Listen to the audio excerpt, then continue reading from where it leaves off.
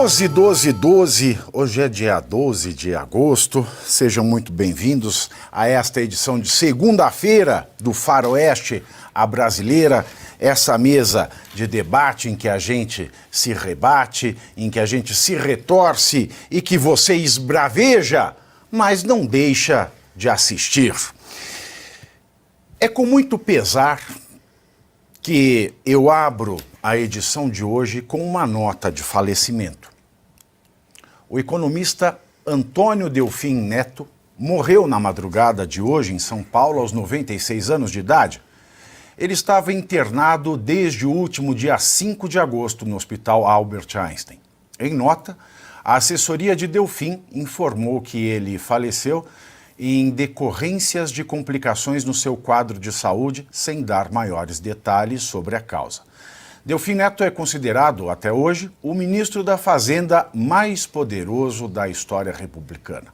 Ele também comandou as pastas de Agricultura e Planejamento, sempre no período do regime militar. Ele também foi um dos signatários do ato institucional número 5.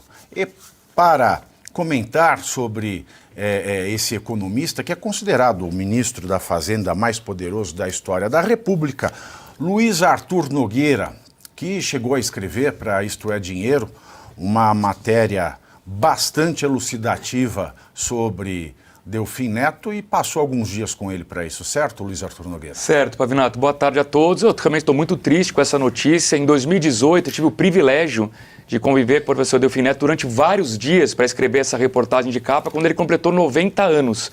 Aliás, uma curiosidade, ele nasceu no dia 1º de maio, o dia do trabalho, e ele trabalhou até o último dia da vida dele, ele não conseguia parar, né?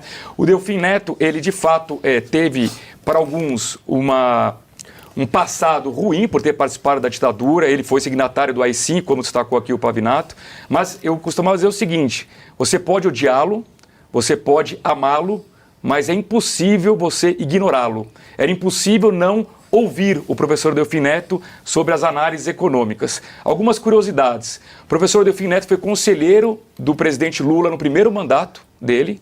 Sim, o Lula ouvia muito Delfim Neto, né, que para muitos era um absurdo, como alguém que foi da ditadura poderia dar conselhos a um presidente de esquerda.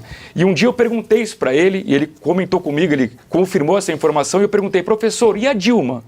O senhor conversa com a Dilma Rousseff? Ele disse: Luiz, a Dilma não ouve ninguém.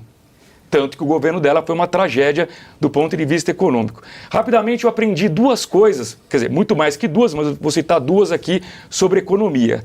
Uma em que ele disse que o Brasil cometeu um grande erro.